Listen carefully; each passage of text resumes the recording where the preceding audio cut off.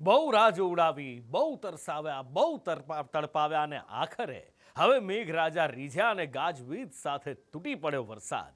આખા રાજ્યમાં તોફાની વરસાદ શરૂ થયો, પણ હજી તો આ ટ્રેલર છે, પિક્ચર તો હજી બાકી છે. આ તો ટ્રેલર હતું, પિક્ચર હજુ બાકી છે. ગુજરાતમાં રાહ જોવડાવી રહેલો મેઘો હવે ફૂલ તૈયારી કરીને આવ્યો છે. સમગ્ર રાજ્યમાં વરસાદનો એક નવો રાઉન્ડ શરૂ થયો. આકાશમાં કડાકા ભડાકા થઈ રહ્યા છે. કાળા ડિબાંગ વાદળોથી અંધારું છવાયું છે. આકાશમાં અંધારું છવાય એટલે મેઘો ભૂક્કા બોલાવી દે, જેનું પહેલું ટ્રેલર આજે અમદાવાદના લોકોને મળી ગયું. સવારના 12 થી 2 વાગ્યા સુધીમાં મેઘરાજા એવા તો વરસ્યા કે શહેર તરવા લાગ્યું.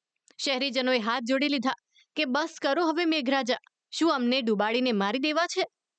પણ ચેતજો, કારણ કે આ તો ટ્રેલર હતું, પિક્ચર હજુ બાકી છે. આકાશમાં એક બાદ એક વરસાદી સિસ્ટમો બની રહી છે.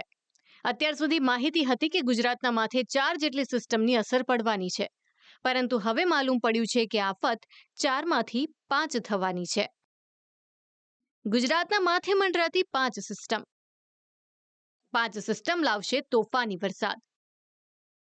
ભારેથી અતિ ભારે વરસાદની આગાહી. હવામાન વિભાગે માહિતી આપી છે કે એક નવી લો પ્રેશર સિસ્ટમ બની રહી છે.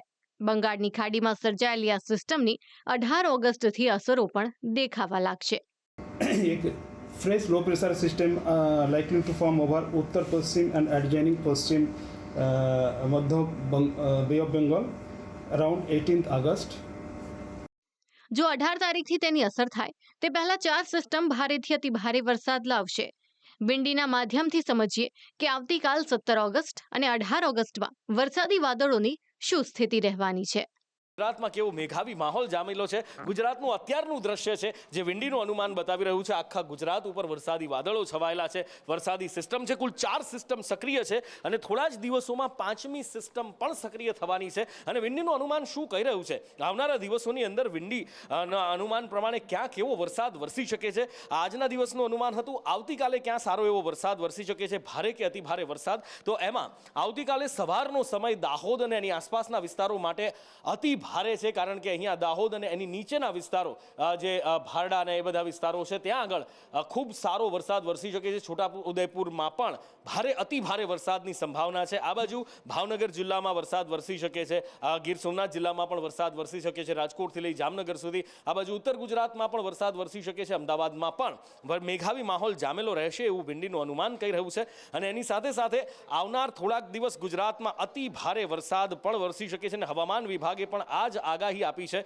કે થોડાક દિવસ હજી ગુજરાતમાં અતિ ભારે વરસાદ હોઈ શકે છે. અને આવતીકાલે બપોર અને સાંજની વચ્ચે આ દ્રશ્ય જોવા મળી શકે છે. આમ તો સવારથી લઈ અને રાત વચ્ચે ગોધરાથી શરૂ કરી લુણાવાડા અને એની આસપાસ અતિ ભારે વરસાદ, આખા સૌરાષ્ટ્ર પંથકમાં ભારે વરસાદ વરસવાની સંભાવના વ્યક્ત થઈ છે. આ બાજુ મહેસાણામાં પણ ભારે વરસાદ વરસી શકે છે, પાલનપુરમાં, બનાસકાંઠામાં ભારે વરસાદ વરસી શકે છે. અને અત્યારે સાતમ આઠમનો તહેવાર છે તો ઘણા બધા લોકો ફરવા પણ ગયા હોય છે. જો ફરવા ગયા છો અને પાછા આવવાનો પ્લાન કરી રહ્યા છો તો આ એકવાર દ્રશ્યો જોઈ લેજો, સંદેશ ન્યૂઝનો અહેવાલ જોઈ લેજો અને પછી ક્યાં કેવો વરસાદ છે એના અનુમાન જોઈ અને પછી જ નીકળજો. ક્યાંક બને એવું કે રસ્તામાં ના ફસાઈ જવાય. આ આવતીકાલ સાંજનું અનુમાન વિંડી બતાવી રહ્યું છે કે દક્ષિણ ગુજરાતથી શરૂ કરી છેક વલસાડથી શરૂ કરી આખા ગુજરાતમાં ક્યાંક ભારે તો ક્યાંક અતિ ભારે વરસાદનું અનુમાન વિંડી દ્વારા કરવામાં આવી રહ્યું છે. અને આવું જ 18 તારીખ માટેનું પણ અનુમાન વિંડીનું છે કે જેમાં ભારે વરસાદ ક્યાંક તો ક્યાંક અતિ ભારે વરસાદની સંભાવના છે. આજે વરસાદી સિસ્ટમો સક્રિય થયેલી છે, એ 4 સિસ્ટમ સક્રિય છે ને એની સાથે 5મી સિસ્ટમ પણ સક્રિય થઈ શકે છે. જ્યાં દ્વારકામાં આ વરસાદ વરસી શકે છે. દ્વારકાથી લઈ આ બાજુ ઓખામાં અતિ ભારે વરસાદની સંભાવના છે 18 તારીખ માટે. અને બેટ દ્વારકા, ઓખા એ બધે જ મેઘરાજા ગુજરાતને ધમરોળે એવી શક્યતા જોવાઈ રહી.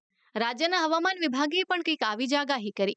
હવામાન વિભાગે 17 ઓગસ્ટ માટે રાજ્યના કેટલાક જિલ્લામાં વરસાદનું રેડ એલર્ટ આપ્યું છે. फोरकास्ट और कल के लिए जो फोरकास्ट है, कल हमारा heavy to very heavy rainfall warning Gujarat region में है. इसमें very heavy rainfall Chhotaudepur, Narmada, Navsari, Valsad, Daman और दादरा नगर हवेली के लिए दिया गया है. और हेवी रेनफॉल येलो वार्निंग के साथ आइसोलेटेड प्लेसेस में जो डिस्ट्रिक्ट आसरा है दाहोद, माहीसागर, साबरकांठा, अरावली, देन पंचमहल और साउथ गुजरात की जो रिमेनिंग डिस्ट्रिक्ट है इसमें हेवी रेनफॉल का आइसोलेटेड प्लेसेस में वार्निंग दिया गया है. सौराष्ट्र कच्छ में heavy to very heavy rainfall isolated places में वार्निंग है ऑरेंज वार्निंग के साथ अमरेली, भावनगर, गिर सोमनाथ और दीव के लिए। और हैवी रेनफॉल आइसोलेटेड प्लेसेस में येलो वार्निंग के साथ राजकोट, पोरबंदर, जूनागढ़ और बोटाड। તો ખાલી કાલનો દિવસ ભારે છે એવું નથી. રાજ્યના આગામી કેટલાક દિવસોમાં ભારેથી અતિભારે વરસાદ પડવાનો છે. ખુદ હવામાન વિભાગ કહી રહ્યું છે કે ચેતજો. કઈ તારીખ માટે હવામાન વિભાગ કયું એલર્ટ આપી રહ્યું છે તેની વાત કરીએ. इसके आगे भी आपका भारी वर्षा का संभावना है। इसमें 18-19 गुजरात रीजन में heavy to very heavy with extremely heavy rainfall का वार्निंग दिया गया है। 18 तारीख रेड वार्निंग के साथ और 19 तारीख ऑरेंज वार्निंग के साथ दिया गया है। 20 तारीख भी ऑरेंज वार्निंग के साथ दिया गया है। और 21-22 को heavy to very heavy rainfall orange warning के साथ दिया गया है। सौराष्ट्र कच्छ में हैवी रेनफॉल का वार्निंग 18 अगस्त को दिया गया है और 19-20 heavy to very heavy with extremely heavy rainfall orange warning के साथ दिया गया है। 21-22 को heavy to very heavy rainfall warning Saurashtra Kutch के लिए दिया गया है।